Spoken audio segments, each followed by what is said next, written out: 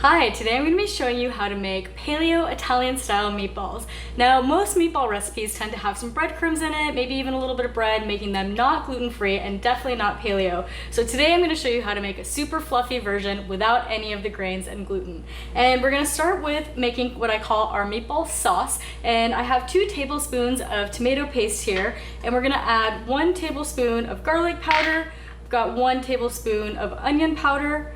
We have a teaspoon of sea salt, and I'm gonna go ahead and use a fork just to combine this a little bit, not too much just yet, but just enough to get the powder mixed in there. And then we're gonna add a 1/4 cup of fresh oregano, and I always like to use fresh herbs whenever possible.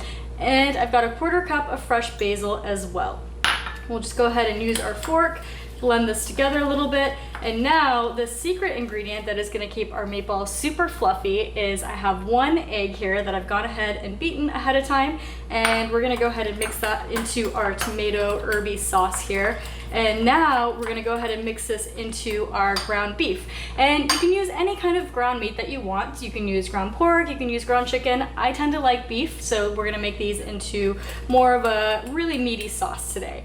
And so I'm going to go ahead and combine our herby egg mixture. And at this point you can either use a fork to kind of blend it in, but to be honest, I really find that using your hands works the best, just to really knead the herbs and the egg mixture and the tomato into the meat. So I'm gonna go ahead and get this combined and knead this in here, and then we're gonna start forming our meatballs.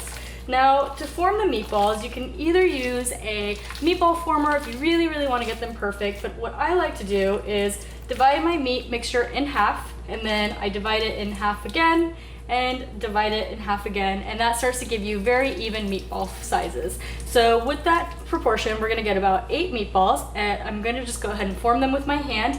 And I have a cast iron skillet that we're gonna go ahead and bake them in once they are ready to go. So we'll go ahead and get all these formed, pop these in the oven, and then we're gonna go on to make our creamy tomato sauce that is gonna go on top of these as well.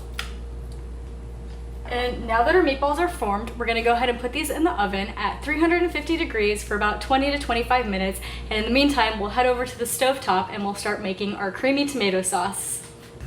And now we're gonna go ahead and make our creamy tomato sauce that's gonna go on top of our meatballs, and you can start making this while they're baking. So I have 1 jar of crushed tomatoes, and this is about 18 ounces of tomato. And we're gonna go ahead and add in 1 cup of full fat coconut milk. And we'll go ahead and just give that a quick stir to get that combined to get started. And this is what's gonna be our cream. So this is 100% dairy-free cream sauce.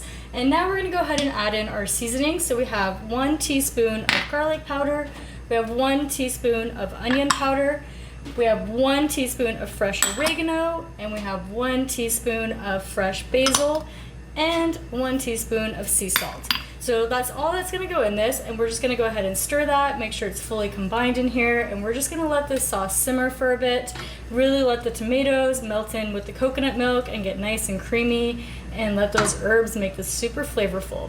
So you'll let it simmer for about 10-15 minutes, and then we will come back and we will blend this with an immersion blender to get it super creamy before we put it back on our meatballs.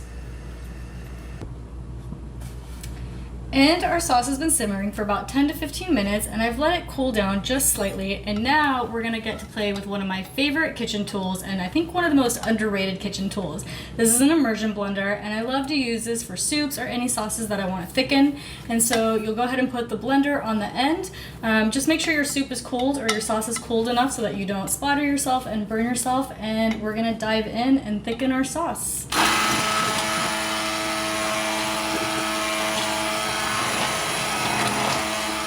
Once we thicken our sauce, we're gonna go ahead and bring our cast iron with our meatballs back over, and we're gonna go ahead and slowly pour our thickened creamy sauce over our meatballs, and then we'll let this simmer one more time. And I like to just do enough just to coat them a little bit, but not completely submerge them. And so just let this heat up, let this sauce simmer just a tad more, maybe about 3 to 5 minutes, and your meatballs will be ready to serve. And that is it. Our meatballs are ready to enjoy. Now, I like to eat these with a side of zucchini noodles, or you can use your favorite gluten-free or grain-free pasta and serve these over them. You can also keep it super simple and just enjoy the sauce and the meat and do a side of sauteed greens. They work great that way too.